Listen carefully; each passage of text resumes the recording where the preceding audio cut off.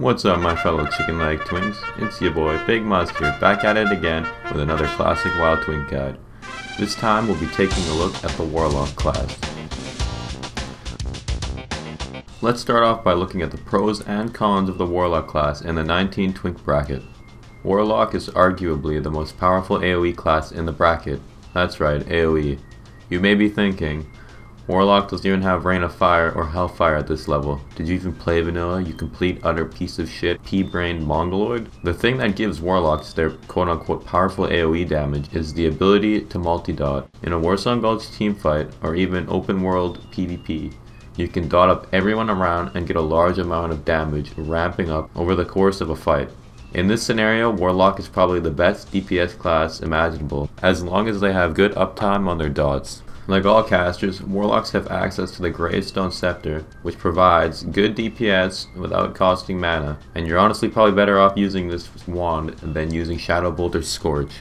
Hellstones provide the Warlock with an extra health pod during fights. Voidwalker's Sacrifice is a scuffed Arena Grandmaster's trinket that can save you from sticky situations. The Imp provides very strong ranged DPS output, as it's the only ranged pet in the game. Warlocks are mid-tier in 1v1s. They're really strong if you get fears off, especially against other caster classes. Some of the cons of Warlocks are that they get completely destroyed by Twink Paladins, Hunters, and arguably Rogues as well. The reason Rogue counters you is because 1, they have Kick to interrupt your fear cast and shadow lock you, as well as Sprint. So if you do end up getting a fear off, after the fear expires they can just sprint right back to you and you can't really do anything. If one of your fears gets resisted, you're pretty much dead. Or it's like, it makes the duel a lot harder if a fear is resisted. Or if it breaks early as well. Like both of those scenarios are terrible for a Warlock Twink. At level 19, the talent options for Warlocks are subpar at best. Warlocks pretty much only get 5 points rather than 10, as improved corruption is pretty much mandatory for any serious Twink. Warlocks are insanely slow and immobile. You can get a lot of stamina, but the pre-shield alone offers more tankiness than the stamina you get from your talent tree as a Warlock. Casters suffer early from lack of damage scaling. Melee scale with strength and agility, which is abundant on all gear, whereas raw damage only goes up from spell power. This leaves you a lot weaker overall in this bracket. You have 2 options for your helmet, first being the lucky fishing hat and the second being the green tinted goggles. I always go with the green tinted goggles since you want 150 engineering anyways as a Twink, and the lucky fishing hat requires hours of fishing, which I simply don't have the patience for. The only enchant you should even consider is the plus 100 HP Librum of Constitution. For your neck, you'll want the Warsong Gold, Sentinel's Medallion, or the Scouts Medallion, depending on which faction you're playing. This is only obtainable in certain patches, and there's no other option, so if you don't have the rep or are not on the right patch to get this item, then leave the slot empty. For shoulders, the free Talbar Mantle is your best bet. These are obtained from completing the Wailing Caverns event and looting the glowing green shard from Mutinex the Devourer. The only enchant option is the GG enchant, although it's very tricky to get them on a low level character. For your cape, you want to pick up the Watcher's Cape of the Eagle, which is plus 3 stamina and plus 3 int. This can be bought or randomly attained through world drops. You have the option of either 70 armor, plus 5 resistances, or plus 3 agility. I personally like the spicy plus 3 agility due to the fact that agility gives you armor anyways. Your wand and melee attacks have a higher chance of critical strike. For your chest piece, you'll be looking at spending 10 to 30 gold depending on the server economy for the tree bark jacket. For enchants, you'll be looking at either plus 4 stats, plus 3 stats, or 100 HP. I usually go with the plus 3 stats because I prefer it over 100 HP, especially on classes like Hunter or Shaman, which benefit from every stat. Not to mention, it's way cheaper than plus 4 stats. Bracers are one of the least important and lowest statted items you can obtain. Pick up the affordable, plus 3 int and plus 3 stam bracers, or the bright bracers off the auction house. The only enchant you should ever consider here is plus 9 stamina enchant. It's the plus 9 stamina enchant which offers more total stats than the bracers themselves.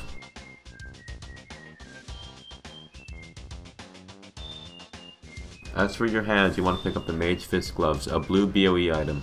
Pre-Anchorage, enchant these gloves with greater agility for the armor. For the glove enchant, post AQ, I'd recommend Shadow Power. If you're feeling extra spicy and want to go with a terrible Scorch, Immolate build, take the firepower enchant, but I honestly, you're trolling pretty much if you do that. Moving down to your waist, Keller's Girdle is the best option here, which will cost you 5 to 15 gold. There's not actually much to say about this item really, other than the stats it offers are mile above any green item you can obtain. Next up we have the Dark Weave Breeches, another item with absurd stat values for its level. Be ready to shell anywhere from 20 to 50 gold for these pants. Once again, there is no point in an alternative due to the raw stat value these offer you. Plus 100 HP is the best enchant by far for these pants. The 1 gold Sanguine Sandals are the best boot and are cheap enough to not warrant an alternative. Minor Run Speed is a mandatory enchant for any 19 twink due to the lack of mobility in this bracket. Now for rings, you actually have a couple options here. You want to grab the Seal of Rin if you're Alliance, or the Seal of Sylvanas if you're Horde, followed up by the lavishly jeweled ring from the Dead Mines. Once you get enough rep with Warsong Gulch, you can pick yourself up a Lore Keeper's ring or Advisor's ring depending on your faction. You only have 2 trinket options here. The Arena Grand Master, which is obtained from the Stranglethorn Vale Arena. This trinket is an absolute pain to obtain, and I may make a guide on it later once I figure out the fastest strategy of obtaining this item. Personally, I've always been far too lazy to get this trinket.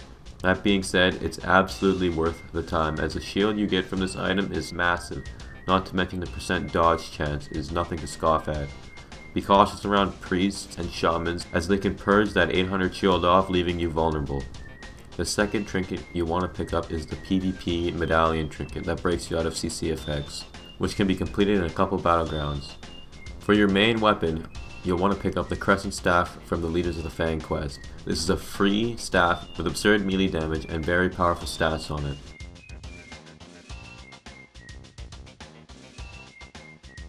The only enchant to consider is the absurdly expensive plus 30 spell damage enchant.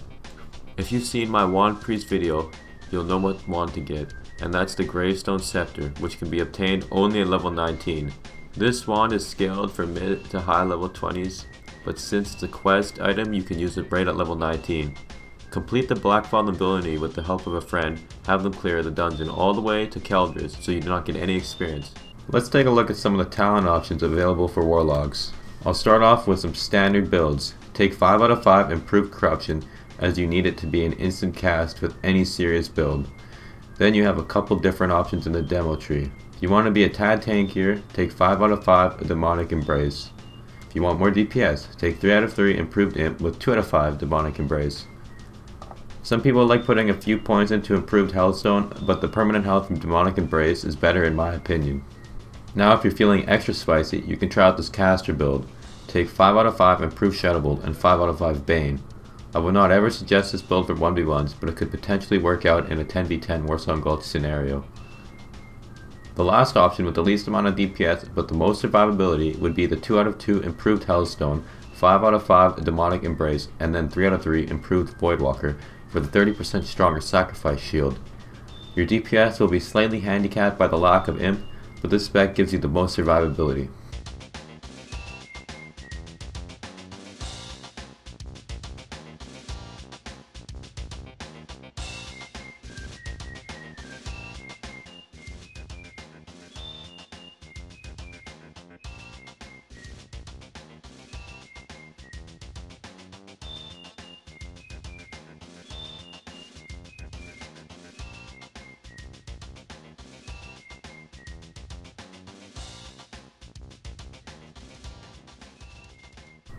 Here are some general tips while playing Warlock.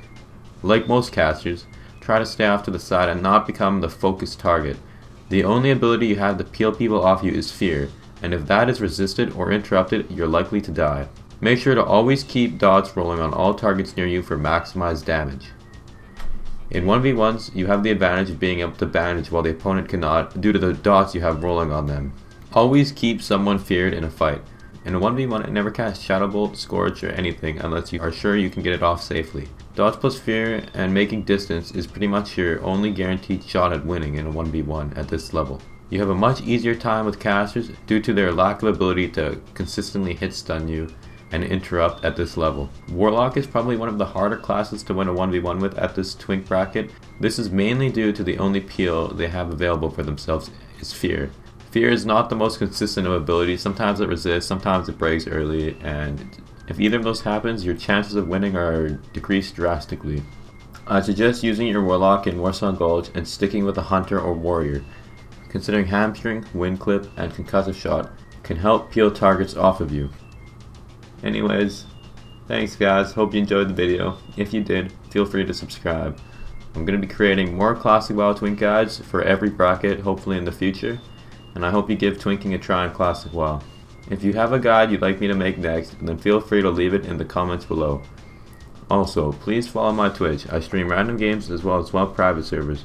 I always play viewer games with the boys in chat, and no, I don't charge $100 for a private one-on-one gaming session either. The main thing I'm looking forward to is Netherwing TVC.